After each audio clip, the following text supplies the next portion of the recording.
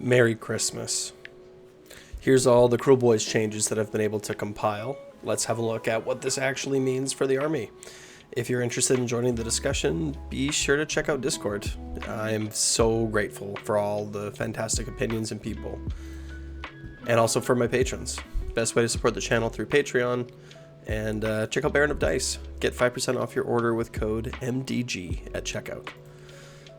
Okay, so I think the most significant change to Kruleboyz that we've seen, or from this leak from the Honest Wargamer, is of course Sneaky Sneakin'.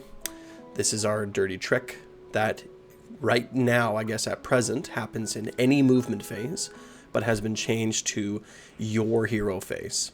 So the way that dirty tricks are worded is that you can only use one dirty trick a phase, which means now in your hero phase, sneak and venom encrusted weapons share a phase, which means you can't do both. You have to pick one or the other. If you're using Lightfinger and you want to use two sneaks, well, you can either do that or you can use venom encrusted weapons.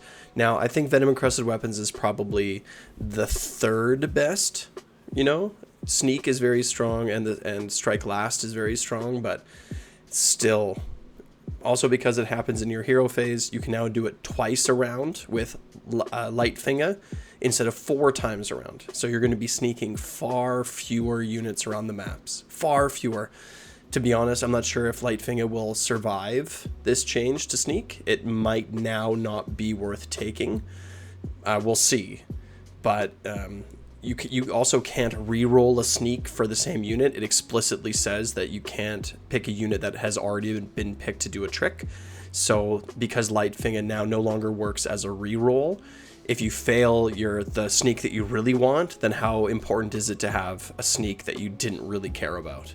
I think it'll still be like good, but I'm just not sure if it will now be the best.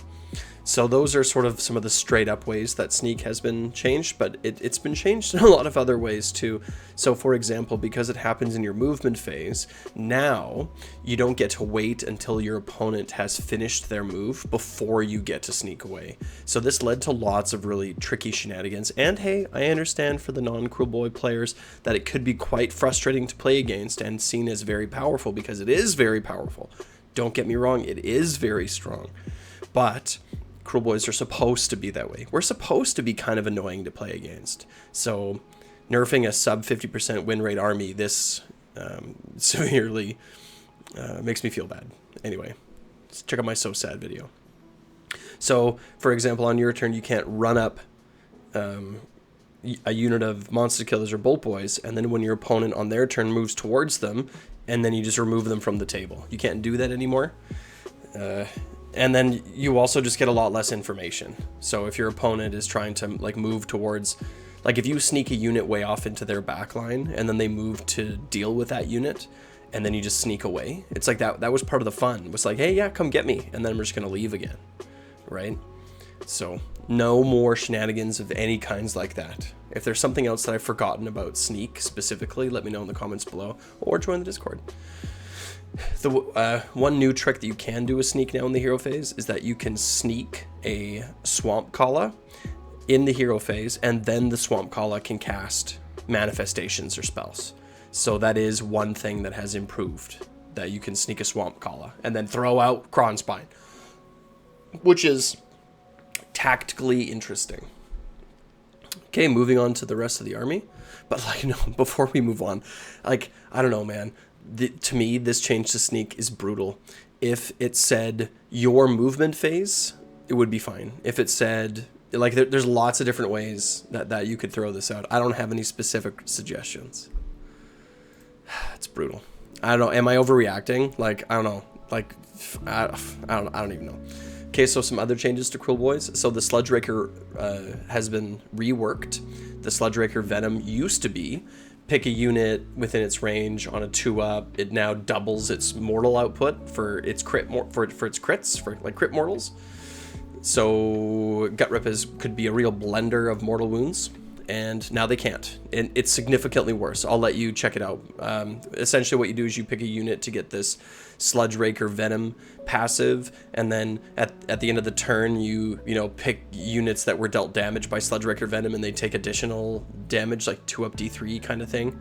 So it's significantly worse. I think that they nerfed it because in Big Wa, Sludge Raker would have been absolutely busted because the Venom Encrusted Weapons is guaranteed in Big Wa. There's no roll. You're just like, they get crit mortals on 5s. So for the Sludge Raker on a 2, like I understand why they nerfed it. It's fine. We're not going to take sludges anymore. Like people were, they used to take sludges. I don't think people are going to take Sludge Rakers anymore. I think that they've now lost their role. Their role used to be like significant buffer on a pretty decent monster, but now the points have to decrease before we find where the Sludge Raker is playable again. So it used to be good. It ain't anymore. So like there was an argument about whether you should be taking it or not. Like, is it a trap? It's like, yeah, now it is for sure. Don't take a Sludge Raker. So some buffs. So the Swamp Kala's +1 save ability now goes off on a 2-up instead of a 3-up. So on a 1 now, it injures the gut rip or the infantry unit, and on a 2-up they get +1 save. So this is actually a pretty significant buff. Save stacking is good. So +1 saves on Monster Killer's gut rip is very good. Choking Mist has also been changed. The range used to be wholly within 18, but now it's just within 12. So this might be a buff. What you really want to be minusing attacks from is your opponent's giant brick of infantry. So having them be just within 12, so just the tip of them is within 12, and not their furthest back strung out piece wholly within 18. I think this is probably a slight buff. Probably a slight buff. The Gnash Tooth's +1 attack, it should be attack, like all-out attack, for any Kruleboyz unit that is wholly within 12 while the Gnash Tooth is contesting an objective. This changed. It went from just infantry to any Kruleboyz unit, so this will be a little bit better in like a monster mash list. Still not worth taking, right? Gnash Tooth still not worth taking. And that's it. Those are the changes to Kruleboyz. So as you can see on this page, on this other changes, if these were all the changes to Kruleboyz, I would say, okay, we're pretty much in the exact same place. So the only question now is, does this devastating change to Sneaky Sneakin'? Oh, did I also say that you can't reroll sneaks either? So does this devastating change to Sneaky Sneakin', does it balance out with the addition of our manifestation lore and our faction terrain? I wonder. I don't know, because the thing with the faction terrain is that it does give us +1 to a dirty trick, if I'm remembering correctly. We'll have to review those, I think, a little bit closer to when they actually come out, when people are actually going to be able to get their hands on them and start playing them. But I don't know. I'm still hoping for a day 1 errata for the sneak, because if, to be honest, if sneak goes back to the way it was before, and all of these other changes, I would say that Kruleboyz is probably an A-tier army now. Like, gonna be a scary army to play against, and that's where I want our boys in green to be. So let me know in the comments below what you think, and even if you don't, I'm sure you're gonna like, subscribe, and wow.